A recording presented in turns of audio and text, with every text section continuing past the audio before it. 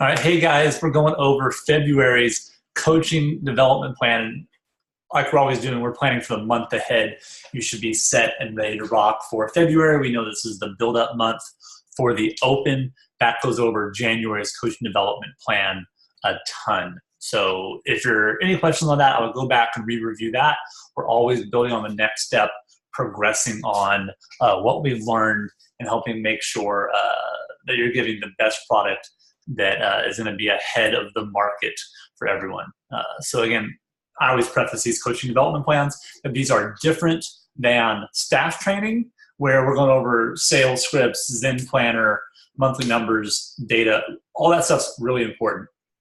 My focus, though, is on what do we need to do as coaches to communicate better to our members? What do we need to understand from a leadership perspective, warm-up, exercise selection, and then finally a training, whether it's strength training, energy system training, skill development side of coaching to help make sure that we are not doing the same stuff we always did. And again, this is different than if you're coming in, let's say you're brand new as a coach, your time should be focused really on, like anyone coming in the program doing fitness, basic mastery, reps and reps and reps and reps of the basic stuff.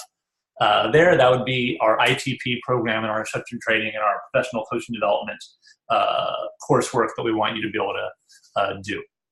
This is meant to keep you up to date with exactly what's happening for the month. So without further ado here, let's go over it. So starting February into March, it's really the open time. So this one is going to be a really short coaches training. A lot of it's going to be really theoretical to make sure that we're in the right mindset and able to connect with our members through the Open well. The Open is a really fun time. We're going to have 2 of them this year, so that's going to play out funny with all the different sanctional events. I know people are doing different events and different qualifiers there for some of their people. So there's a lot going on. So it'll be interesting to see how much of the Open ends up really meaning. I think it's still a fun event, but we'll see with 2 this year what that really looks like for everyone. So for our members, we have to think about them. The Open is a big event for them. We're telling them they need to enroll, they need to go online and pay money to someone else, all these other things that are really outside of the gym and their safety net of your facility. So that might seem like fun for you because, well, you're awesome, you're a coach, right? For these people, it may be difficult. Some of them, they may have had bad sporting experiences, no sporting experiences, have an ease about it. They may have had really good ones and now they're getting back that fire. It can end up taking on a lot of different meanings than maybe it does for you or I, where it's a fun Friday night and we get to have a beer afterwards and high five and dress up silly and do a workout with everyone in the world. That's what we want it to be, that they do it and they have a closer connection to your gym. So what I want to look on here from leadership is leading as coaches through the Open. We always say whoever gives the praise has the power. So a common thing, and look, a lot of you are hopefully doing the Open too, you'll want to focus on your performance. And that's good. There's nothing wrong with that, being proud of what you did. We want to be proud of the input of what we did, not I got the top score out of everyone in the gym. I'm obviously clearly better than everyone.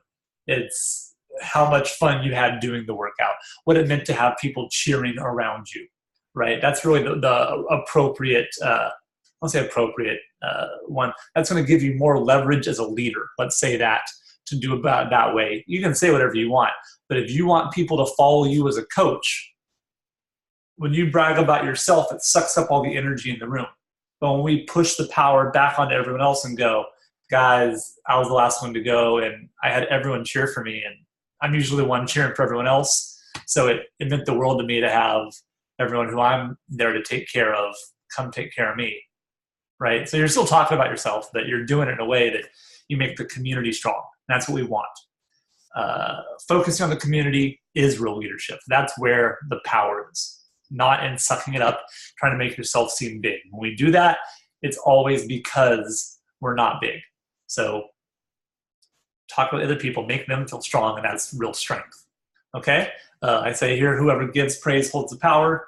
And then finally, focusing on others gives you more power. So your task is, you guys, as a staff, how are you going to focus on your members' Not at the start, get enrolled, get enrolled, get enrolled. Week 3, they drop off and you're like, well, it didn't work out. If you're telling them to get enrolled, you have an obligation now to help see them through 5 weeks. Don't bait and switch them. Yeah, get signed up. Oh, it's a hard workout. Yeah, sometimes it sucks. Come watch me do muscle ups. That becomes the ego and the environment of the gym. We know that's not what your gym wants to be, right? We want it to be inclusive for everyone, that your heavy hitters get to do that, your beginners get to begin and they get to get on their journey, and everyone in the middle gets to play and have fun and go where they need to go together, right? So we want to make sure we're driving that home here and it doesn't get veered off where after this we go, recorrect course, recorrect course. Go down there, and it's really, really important. I've been through so many of these. I know you have too, but man, and doing this and talking to coaches and gym owners, these are the hurdles that everyone gets caught up in their own world. Make sure you have a strategy of what you're going to do to not just spotlight the top scorers, but spotlight everyone. If you're a gym for everyone, how are you going to spotlight all members to the open and help them continue to go and not just week 1, right? If you're telling them to enroll, your goal should be to get them through all 5 weeks, to have fun, stay healthy, and not go crazy, to keep doing regular training, because the training, like I said in the February overview video, is meant to be not beat the crap out of you, not have to do every workout, retest this and that, but to feel ready and to do it and have a good time and to go, great, I also look better naked, my body don't hurt, and I got to go play with my kids. So that's what we want. Number 2 goes along with the open. It's creating a go-to GPP warm-up for competition days, meaning Friday Night Lights. I wish I could give you a warm-up ahead of time for every workout right now, saying, hey, 19.4 is this. I know I have a reputation for being really good at guessing these workouts. This year is going to be very different, I think, and I've actually stopped making any guesses at all myself. Just what's the point? Just get yourself as ready as you can, and you're ready for anything. That's the idea, not that, oh, well, we did 16.2 before and it came up, so now I'm ready. Oh, if you did it once and you're ready now, sure. Like, real things you do it 20, 30 times to really get the feel for it. So I don't buy that in the first place. But what I do want you to have is, we know Friday Night Lights, here's the scenario. You come in, setup's happening, friends and family are coming in, people are trying to get time slots, everyone's, I got to go earlier, I'm doing this, is the vendor here, all these things are happening and moving pieces. And the new members kind of, what do they do? They kind of stand there and they're like, okay, what do I do? And you're like, we're going to get warmed up in a minute. That's good. But having a go-to general warm-up that involves some tissue work, blood flow, some prehab exercises, meaning, hey, come in. Hey, I've been here for a couple months. I'm doing the open. What do I do? And you're like, hey, I'm busy getting, the the food over here, or getting the DJ set up. Cool. Right here, it's going to be 5 minutes of rowing. We can put it over rowing. You're going to do the foam rolling work that I already showed you. Cool. And you're going to do your YTLWs. I know they're YTWLs, but YTLW rolls off better. We'll address that in a minute. Right there, and you go, okay, cool. Now they have something to do versus sit there and talk themselves out of that. So as a group, go over what this looks like for your gym, that for these 5 weeks, this is not your everyday, forever warm-up. For 5 weeks, this is going to be what they need. So when it's time to get really warm, you just got to do specific stuff for that workout and you're ready. We do this in competition all the time. Every athlete I work with, regardless of their sport, has to have a general game day warm-up, regardless of conditions, regardless of things go bad, they don't have equipment. Here's what we can do, and we know within 5-10 minutes we're ready. They called you early, they called you late, they changed the workout. Boom, you go to this, and it's a grounder to help people get mentally set and not feel like I don't have any control. They spiral out. Okay? That's number 2. So you guys do that. The warm-ups take about 10 to 20 minutes total. Number 3, movement instruction and exercise selection. Again, really simple this month, because all the movement stuff, we're not teaching new movements during the open. We're priming, we're working on skills, we're making sure everyone's healthy, feeling great, and again, not trying to overstress them. We want them to come in, have fun in your program, and do it, not have this become the biggest burden in their life. It's something that should be fun and they enjoy. I can't emphasize that enough. So with the open, we know the 2 biggest parts are hinging and shoulders, right? The squatting part is bad, but most people can handle that over time. It's better, but the high rep hinging, because of the loads, as well as the shoulder work. Handstand push-ups, handstand walk, pull-ups, etc. can be really hard on the shoulder girdle and upper carriage. So we're going to go over Turkish get-ups and YTLWs. And like I said, I know they're called YTWLs, but I like to do YTLW. It just is so much easier to say when you say it all the time. So what we want to do is have some go-to pieces that our members can do for shoulder care to help themselves stay healthy, right? So if it's a high rep workout and pull-ups and they're like, coach, my thing, you're like, go to your set. Here, we know what to do.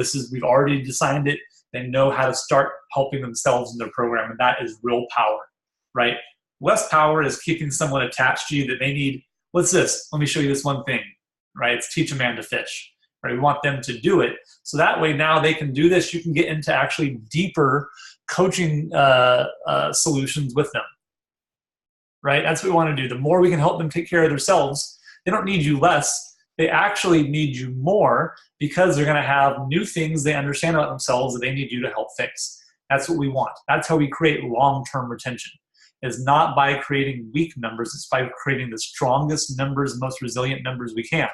And so things like this, where you go, hey, my shoulder hurts. Here's how to do it pre-class. Here's what post-class shoulder health and care looks like. If you have bulletproof shoulders set up and crossover symmetry, everyone should be using that, right? I think that's a really good thing. So, but they need to know how to use it without you standing there watching 300 members do it. So these should be part of their daily setup, especially for pre and post open workouts. Really, really important there. I mean, the videos and articles on how it works, and that's good. Finally is training protocols. And like I said, we're not introducing any new training protocols this cycle because it's time to go for output. What I want to do is, again, talk about managing intensities over the week to get maximum output for a day, and keeping your members healthy is helping them stay ahead of the curve regardless and with regards to their personal level of intensity. So I want you guys to role play, and here's how this works. You're going to role play as each of your three avatars. So I'm the coach, you're fitness, you're the coach, I'm performance, etc. And you might have someone in your gym that you pretend to be so you can get a little more close reps, you can make someone up. That's fine. But here's what I want you to consider is you're going to be going over off the floor coaching based on how they feel during the week. Now they're coming in Monday, Tuesday, Wednesday, etc. It's during kind of a normal training week. And you're going to talk to them. How are they doing? What are their concerns? What are the things they need to talk about? Are they excited? Are they feeling nervous? Are they like not wanting to show up? Let's get in front of this and not have them not come Friday. Now they're embarrassed they didn't come Friday. They let their intramural team down. Now they don't come back Monday. Now they don't come back to the gym, and see how they turn this really good thing into a negative experience when this should be a really positive one. Okay? And that's how we create retention, right? Is by helping to make these positive experiences positive. What I want you to consider, is the open their goal? If it's fitness, is that their goal? Is this sport? If sport guy goes, hey, a sport girl goes, hey, training so hard all year, I'm a little nervous for 19.3. That's it, and it's on muscle ups. It's a different conversation than fitness guy who's been there for 3 months who's going, I don't know if I can do this, dude. Again, different ones. Is he open their goal? If they go hard today, will that affect them for tomorrow, right? For fitness, if they go hard today, tomorrow they're fine, right? Usually they can't light up the battery that hard. But if it's Wednesday and your sport girl is trying to sit after class, is trying to PR her muscle ups because she's so afraid that they're going to be there Thursday night, and they usually are by the third week. That's a separator. That then is she going to be fried out? She's got delayed onset muscle soreness. Brain's a little fried. Do we need to actually pull her back some, right? For performance, they need more skill work. Who needs to get pushed? Who needs to get held back and not drained? What days of the week are best for each avatar to push hard? For fitness, come in and go hard every day, right? Cool, go hard Thursday. Yeah, Friday will be the same, right? Like they're new. They're probably going to progress from it. They'll probably do even better, right? They're the people that can do the same workout 5 times in a row, and they'll PR 5 times in a row because they're new. That's what's great about being a beginner, right? 18 months of nonstop progress, and you're magic, right? That's the good stuff. After that, we look at it and we want to help see who needs to get pushed some, maybe start of the week, a little bit, and then who just needs maintenance, they're going to hit it twice. They're hitting, if you're a high sport competitor, you're hitting it Friday, you hit it again Monday, Tuesday recovery, Wednesday a little skill and prep work, you hit it again. You can do that for the month for sure. With the amount of intensity they're bringing, someone that can bring it that hard, they will be fine. They'll be cool, okay? So that's what I want you to look at. There's no one right answer I'm looking for with this. This is about you and your gym and your culture and your values and your core values aligning with this external event that we don't have control over, and making sure that your members are protected by you, you're doing right by them, and that at the end of this, the community is bigger, stronger, and happier because of you and your coaching ultimately. Okay, that's February's coaching development. I know it's a little out there, but hey, I'm a little out there, and it's not fun unless you're a little out there. So have a good one, you guys. I'd love to hear your thoughts on this one. Shoot me a message, tag me on the gram at the Gym Vault, and I'd love to hear how the coaching development course goes for you guys every month. Thanks.